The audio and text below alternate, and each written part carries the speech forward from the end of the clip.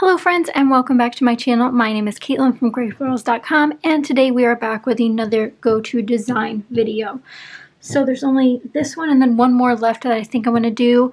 It's really hard for me particularly to do go-to designs when I feel like a lot of my layouts generally follow the first two designs that I showed you, which are stacked and L-shaped. And if you haven't checked those out, they'll be linked down below in the Falling Back to Basics playlist. You guys can check out all the information there. But today's is a very exciting one. I think it's one that I always admire seeing people do. It's usually done, you could do it easily with mixed media or just simple paper. It's something that I think we often do but don't realize it's a design that we could be doing more often, if that makes sense. But you already know that probably what it is from the title. And today we're talking about radial designs. Circular designs, you can call it a multitude of things. Actually, this is not the best example to start with. We'll start with this one because you've seen it before. Radial design that I'm calling radial. Radial usually means like a sunburst pattern, but I'm almost going for the circle shape. So I'm going to call this wreath, I think. Wreath design would probably be a better terminology for everyone to relate to. But having a circular format, so like within the bounds of your layout, you have this main circle theme that you're following. And this is one of the best examples I have of it. This layout, I believe, does have a process video, but you'll have to search way back when to find this. I made this back in college, I think. For some reason, I left all the pencil lines on, which I'm now just realizing, even though I've shown this layout more than once. But essentially, for this design, typically mine are one photo layouts, but I have a couple examples that aren't just one photo.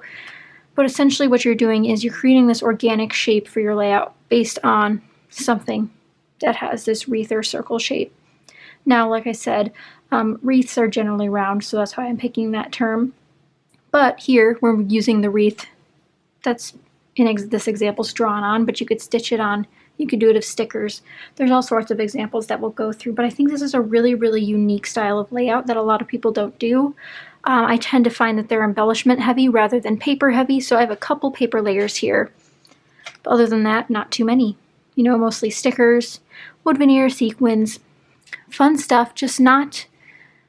It's not a typical layout. Like, I think these would really freshen up an album if you feel like you're doing the same thing over and over again. Try one of these. I promise it'll change your outlook on your scrapbooking. And it can be a challenge to do multi-photo, which we'll go into here. But what I really, really like about these is that I find, especially for one photo, is that they're very, very easy. It would be so, so fast to do either a stitched circle or drawn circles like I did. Tracing a bowl is fine, but I did some freehand circles. We have the embellishment triangle here. We got 3 clusters, photos on there, titles going around the edge too. Perfect. I also love when I see pages with titles on a curve that like naturally draws your eye around the page. That's just, it's so beautiful, and I just think it seems challenging, but I promise it's super easy and you can do it too. Even if you don't like one photo page layout, so we can do it with multiple, don't worry. Which is where my second example comes in. This was a sketch challenge that I did for, I'm not 100% sure. This was 2 years ago, I think I did this one, but the sketch had the photos around the outside. There's also cat hair on this one. I had to really go into the depths of my completed layout piles to find all of these, so I do apologize that I don't have, 100 different layouts to show you, but I am, I'm new to scrapbooking. I mean, I've been doing it for years, but sometimes you create a lot of layouts and sometimes you don't. And sometimes you don't want to go through all of them to find more examples. And that's why I had trouble with this series of go-to designs. Like, I have them, but I don't have that many of them. So I tried to pick a couple new and fun ones that we could go over. But for this example, the circles are not only around the layout, but in general, the layout's sort of shaped like this. This is the way your eye would go around the layout. Sort of acknowledging that there would be journaling here and the titles here, but the photos are sort of in a visual triangle. The snowflakes here are in a visual triangle. We have stamping in a visual triangle. That kind of stuff stacks up to really just make you just want to see every aspect of it. So as you can see, they're both circles, just different types of circles. So I think these are both great examples, but vastly different from each other. So don't forget to keep in mind that these are vastly different, so your versions on these could be vastly different. You might have tons of radial layouts or wreath layouts that you've already had done that you just didn't realize you were already doing. So this one was a crazy example. I don't do a lot of layouts like this. Shaped photos isn't my thing, but this one was really fun to do and definitely tested, you know, my creative abilities, and it was a really fun challenge to take on. Next up, this is a paper layered wreath design. So this one's obviously not free floating. It's very put together. It's just a circle essentially in like a pie chart format. But you can see here that there's nothing bringing you around other than you have this diagonal here between these two embellishment clusters. However, you do have the little title here that is following the curve. So naturally you get that feeling of this wagon wheel, if you will, because this one looks like a wagon wheel. And the doily underneath here actually helps represent that as well, because it does have that full exposure on all the sides. I do find that with a lot of these layouts, I do like a bordered edge, particularly on this one because the mixed media warps the background quite a bit. But I do like that in order to feel like it's extra special, if that makes sense. So it's already on this circle pedestal, but even though it's on this white cardstock, even in this example, it elevates it just a tad, if that makes sense. Because for example, in this, back to this one, there's nothing holding these circles together. So if they were on a white background, there's nothing holding them, and they could just go where they wish. Does that make sense to you guys? But by having this border on there, they're sort of like tacked in place. It really grounds the whole piece together as one. And that sort of works for this as well. It brings in that mint color again that's splashed all over here and really helps make everything feel cohesive in the end. All put together in one. This one's primarily a doily method of it. Now this could also be considered a stacked layout. The reason I put it in this section was because the title here follows the arch of this wreath design. Now this seems to be only like a half wreath if you look at it that way, but if you had a longer title, you could spread it down here, you could, you know, do all sorts of stuff. But since the doily does come down here as well, I think it's more of a wreath design despite the doily not hitting out on these edges. I guess I do have like the stack design, like I mentioned, because we have two photos next to each other. This is a really old layout too, back when I was in college, I think. But I really like this one. I think it's a fresh take on, you know, a traditional layout, but we have the arch title, which I think adds a lot. It adds so much, and it's unique. I don't see a lot of people doing them. I've seen horizontal titles, I've seen slanted titles, but curved titles aren't as popular for some reason.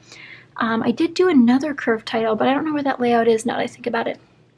I think it was called Towel Animal with a picture of my cat.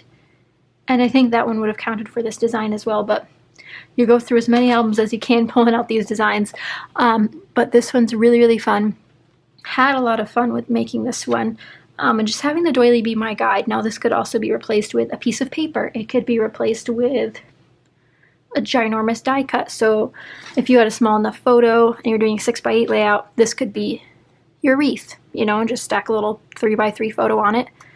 There you go. It's easy, guys. I promise. I promise it's easy. This one's a little abstract as well.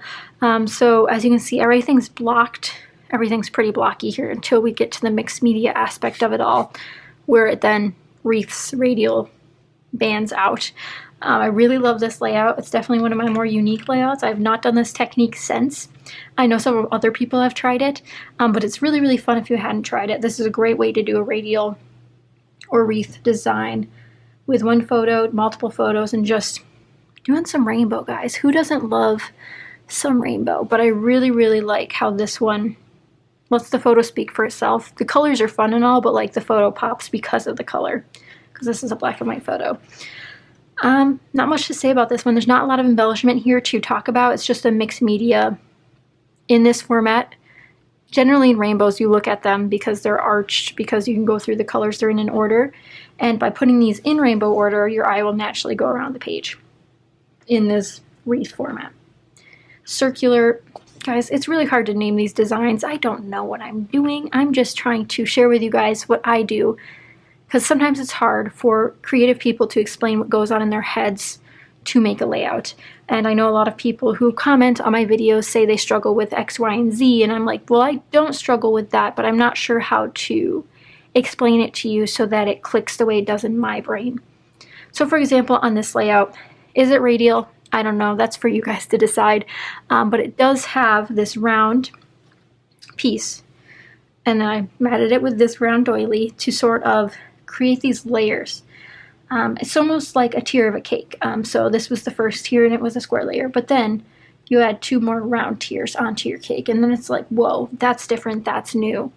You know, because most people either do all round cakes or all square cakes, something like that. But when you're doing this, it doesn't have to be clean and simple like the first one. Very obviously a circle design. Very, very obvious. It's there, it's a circle. It's literally a drawn circle. Doesn't make much of a difference. But here the circle's off to the right-hand side. So is it this wreath design? Is it something else?